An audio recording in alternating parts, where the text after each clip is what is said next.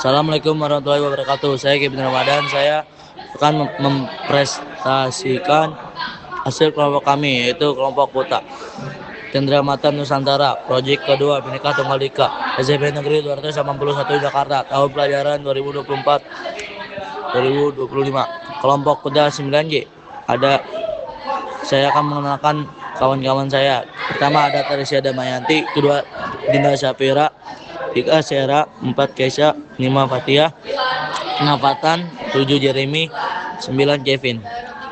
Pengertian: Cenderamata Nusantara merujuk pada barang-barang atau benda khas yang berasal dari berbagai daerah di Indonesia Nusantara yang memiliki nilai budaya, seni, atau tradisi. Cenderamata ini biasanya dijadikan sebagai hadiah atau kenang-kenangan oleh wisatawan atau pengunjung yang datang ke suatu tempat dengan tujuan untuk mengenalkan kekayaan budaya dan seni Indonesia.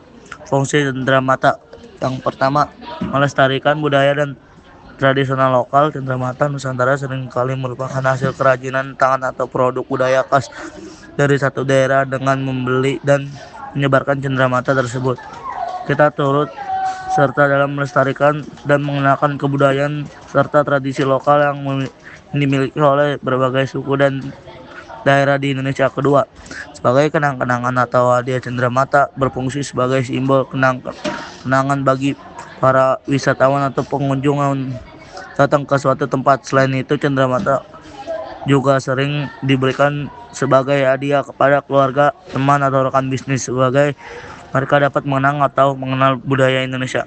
Bentuk cenderamata berikut adalah bentuk dari cenderamata. Pertama ada batik, kedua angklung, tiga kain tenun, keempat topeng. Selanjutnya bahan alami cenderamata. Berikut adalah bahan alami cenderamata. Ada bambu, rotan, kayu, dan kulit hewan seperti sapi, kambing. Berikutnya ada bahan buatan cenderamata. Berikut adalah bahan buatan untuk cenderamata. Ada kaca, plastik, resin, dan kain sintetis. Selanjutnya teknik pembuatan ke-1. 1. Teknik ukir, skulptur. Teknik ukir digunakan untuk menciptakan cenderamata seperti patung atau topeng dengan cara memahat bahan keras seperti kayu atau batu. Pengrajin akan menggunakan alat pahat untuk mengukir desain sesuai dengan pola yang diinginkan. Hasil akhir dari teknik ini adalah produk dengan detail artistik yang tinggi, seperti ukiran kayu dan jepara atau topeng Bali. Teknik anyam atau yang bisa disebut weaving. Teknik anyam melibatkan penyusun bahan alami seperti rotan, bambu, atau daun pandan dengan cara menganyamnya menjadi bentuk tertentu. Kerajinan anyaman ini biasanya digunakan untuk membuat barang-barang seperti keranjang, tas, dan tikar. Anyaman dilakukan dengan tangan secara hati-hati untuk menciptakan pola yang estetik dan fungsional. Teknik batik. Batik adalah teknik pembuatan pola di atas kain menggunakan lilin panas sebagai penghadang warna. Setelah pola digambar dengan kanting, kain kemudian dicelupkan ke dalam pewarna untuk memberi warna bagian yang tidak tertutup lilin. Proses ini dilakukan berulang-ulang hingga tercipta desain yang rumit dan indah seperti pada batik khas Yogyakarta atau Pekalongan. Teknik tenun. Tenun adalah pembuatan kain dengan menyusun benang-benang secara bersilang menggunakan alat tertentu. Setiap benang disusun dengan rapi untuk menghasilkan tekstur dan pola yang diinginkan. Hasil tenunan ini bisa berupa kain dengan motif khas seperti songket atau tenun ikat yang berasal dari Nusa Tenggara atau Bali. Teknik pencetakan atau yang bisa disebut printing.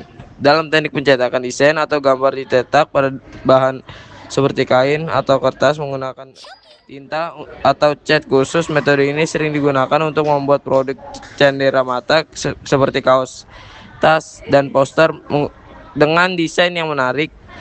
Proses ini bisa dilakukan dengan sablon atau menggunakan mesin cetak atau memproduksi barang dalam jumlah besar. Teknik pembuatan keenam, teknik pengecoran logam. Pengecoran logam adalah teknik pembuatan benda dari logam cair yang dituangkan ke dalam cetakan untuk membentuk objek seperti patung atau medali. Logam seperti perunggu atau kuningan dipanaskan hingga meleleh, kemudian dituangkan ke dalam cetakan untuk mendapatkan bentuk yang diinginkan. Setelah dingin, produk tersebut dipoles dan dihias untuk memberikan sentuhan akhir yang menarik. Teknik pembuatan ketujuh, teknik keramik dan porselen. Teknik pembuatan keramik melibatkan pembentukan tanah liat yang dibentukkan menjadi berbagai produk seperti vas atau guci. Kemudian dibakar dalam oven pada suhu tinggi. Setelah dibakar, keramik dapat dihiasi dengan glazur atau pewarna untuk menghasilkan warna yang cerah yang pola yang menarik. Produk keramik ini sering menjadi cendera mata khas dari daerah seperti Kasongan di Yogyakarta. Teknik pembuatan ke-8, teknik merajut dan menjahit. Teknik merajut dan menjahit digunakan untuk membuat produk tekstil seperti boneka, tas, atau selimut dengan menggunakan benang dan jarum. Merajut biasanya dilakukan dengan menggunakan jarum rajut untuk membuat pola berantai. Sementara menjahit menggunakan mesin jahit atau tangan untuk menyatukan potongan kain.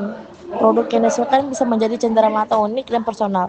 Teknik pembuatan ke-9, teknik decoupage adalah teknik menghias objek dengan menempelkan potongan kertas atau gambar pada permukaan benda seperti kayu, kaca, atau keramik. Setelah kertas ditempel, permukaan objek dilapisi dengan lem khususnya agar dihasilkan tahan lama dan terlihat halus. Teknik ini sering digunakan untuk membuat cenderamata seperti kotak hias, bingkai foto, atau tempat pensil dengan desain yang menarik dan berwarna. Wassalamualaikum warahmatullahi wabarakatuh. Sekian presentasi dari kami. Terima kasih.